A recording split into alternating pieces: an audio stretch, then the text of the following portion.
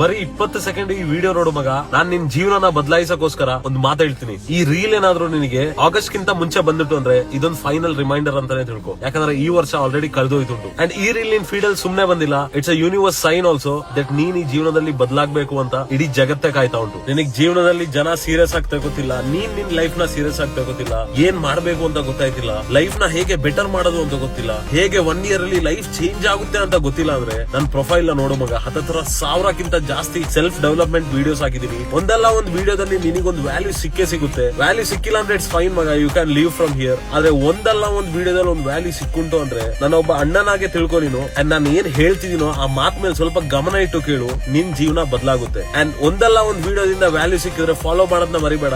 ಏನು ವ್ಯಾಲ್ಯೂನೇ ಸಿಕ್ಕಿಲ್ಲ ಅಂದ್ರೆ it's fine, you can go ಮಗ. ಬಟ್ ನೆನ್ಪಿರ್ಲಿ, we just have one life ಮಗ. ಲೈಫ್ ಅಲ್ಲಿ ಸೀರಿಯಸ್ ಆಗು.